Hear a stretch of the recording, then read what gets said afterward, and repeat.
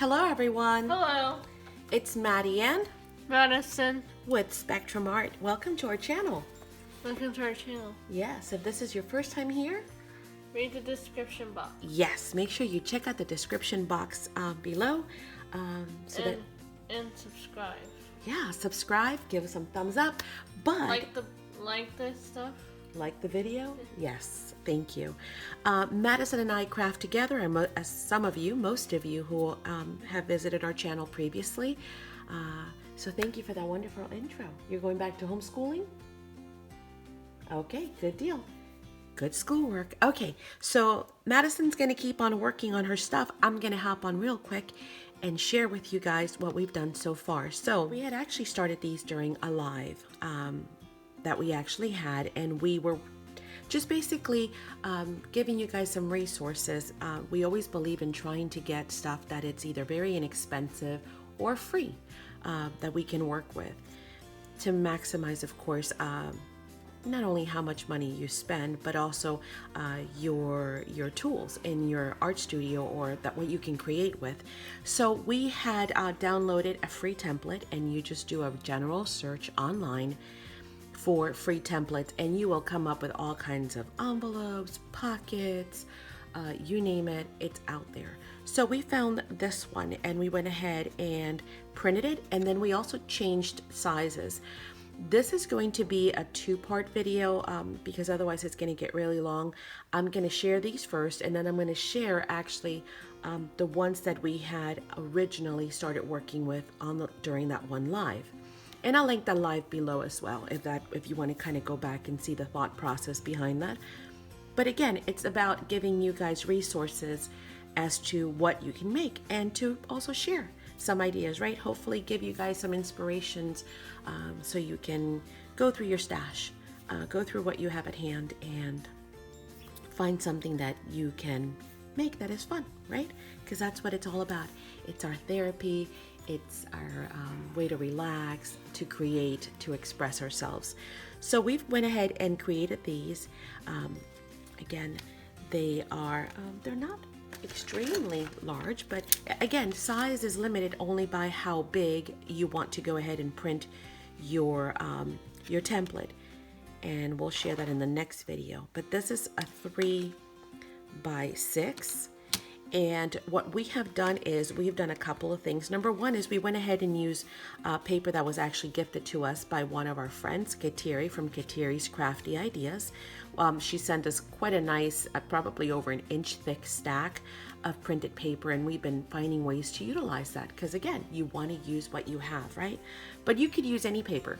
You could use book pages, you could use, oh my goodness, a phone book, you could use magazines, you could use, if you have crafting paper, use that as well. So anything you have at hand could be used. And all you do is you will go ahead and you trace your template onto a sheet. Let me see if I have one that I can show you. Here we go. Actually, I did leave one undone. So we went ahead and traced it onto that printed paper. Once we went ahead and did that, what we went ahead and did was we Mod Podged, and that just means we glued down a napkin here, just because when we were closing it, we were looking at it, and you can see where it's been traced. You see that? Actually, Madison traced this one with a green marker. And then we just use our scissors to cut it out. Once we had done that, we realized that this kind of looked kind of stark white. Give me 1 second, guys. Madison? Madison? Thank you. Close the water, honey. Kids tend to forget and leave the water running, right? So sorry if I screamed in your ear, but that's life. We go through it, right? We all do. Anywho, we went ahead and Mod Podged the napkins because we didn't like how that actually looked, and we made sure to adhere it all the way down so that, you know, it doesn't snag on anything that we're going to potentially put in there. Once that was done, we went ahead and actually decided that we wanted to do notches on some of these. Not all of them. Some we did notches on, some we didn't. Simply did that by utilizing a circle punch, right? This one happens to be 1 1/4, but again, it all depends on what you have, and if you even want to notch them. Some we didn't. Then what we went ahead and did was we went around and distressed the edges. So you can see that on here. The only one that's really important, two of them that are really important to go ahead and distress from go, and we can do this now, we can do it together, so I'll show you why, is you want to go ahead and definitely do this one, because once this is glued down, it's really hard to get in there, right? So you want to go ahead and distress that, and you can use a distress ink, you can use your regular ink daubers, you could use a marker.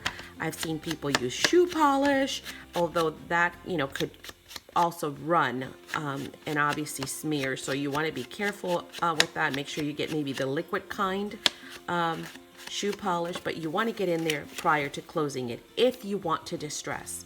Now, if you're going to seal it this way to where you've hidden both hinges, then you do not need to go ahead and distress. If you want to go ahead and have it show like we did, because I think it adds a little something, then you want to distress that bottom. Same thing goes for the side. If you want both of them to show like this, because that's kind of cool, right? You could do it as far as distressing this as well, or maybe adding some washi or some lace.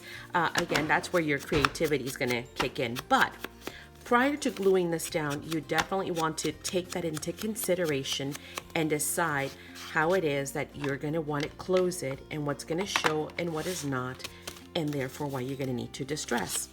In this case, I'm going to tuck this one in. So the only two that I was really concerned about were these two right here. We decided that we were going to use these little cuties that we had at hand. It doesn't need to have a closure, but if you want to add a brad and maybe some twine, that's fine.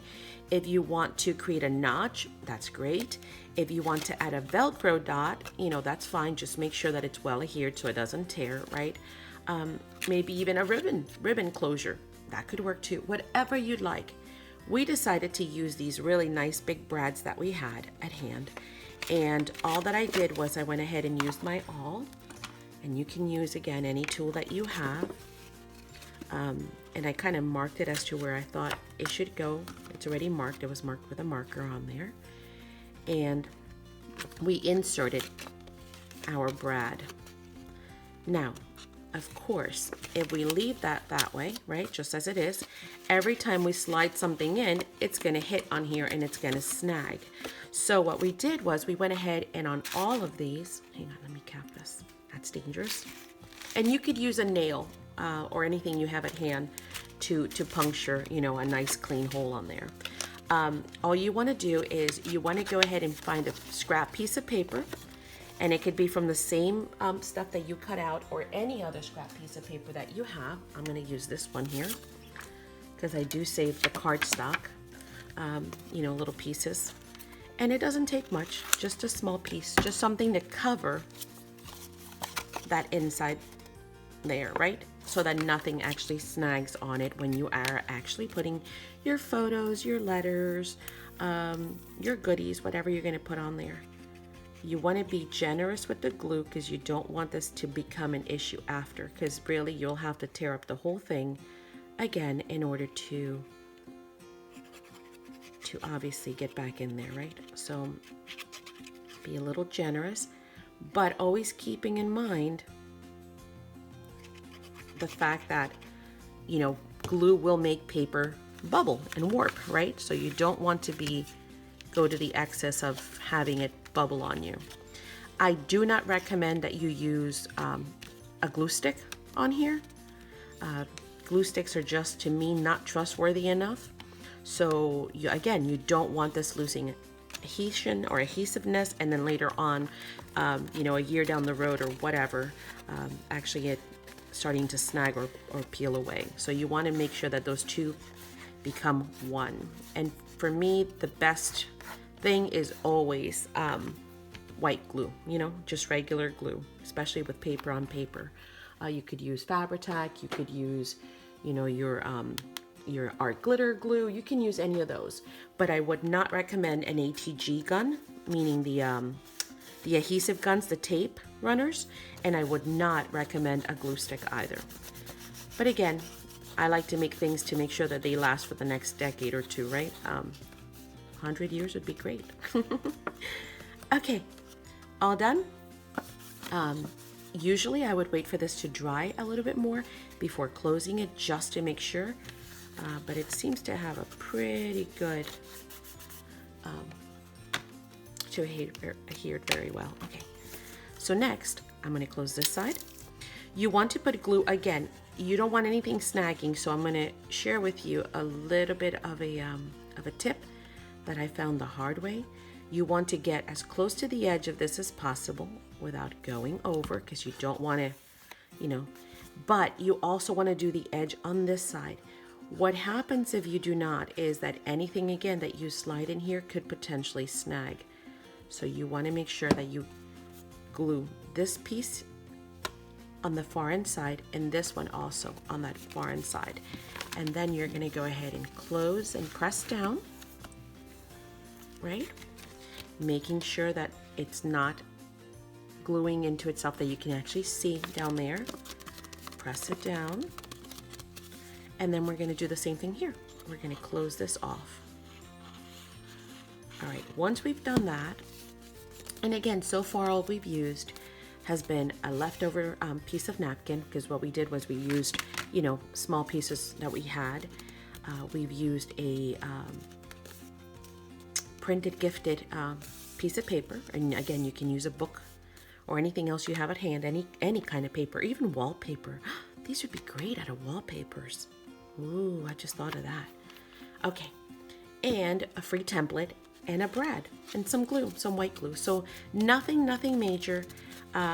Just some, time, some elbow grease. Of course, you want to make nice clean cuts and straight cuts. You want to take your time and make sure that this is well glued on.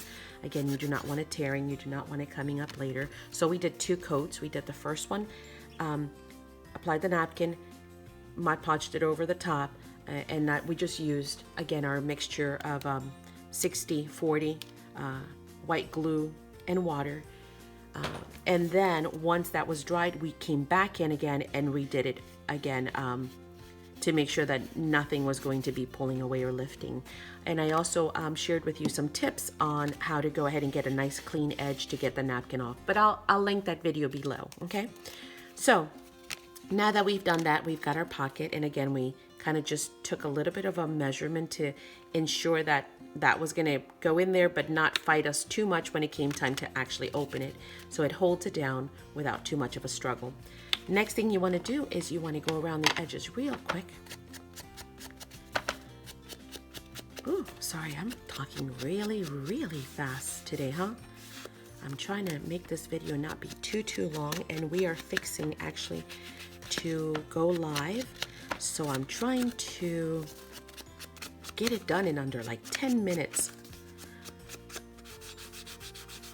But you guys get the idea. So we went around there. We're going to go around all these sides.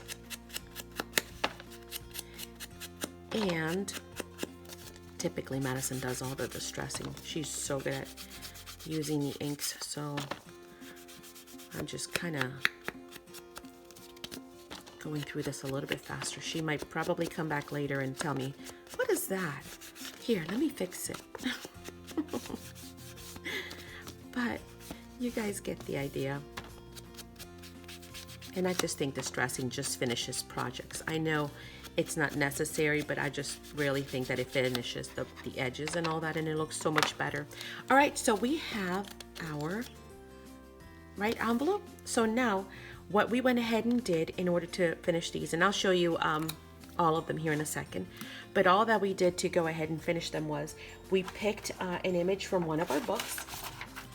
And see where those books come in handy, and these could be done in any theme, right? But we just chose some butterflies, and I didn't even fussy cut. I just went ahead and did the nice tear around them, right?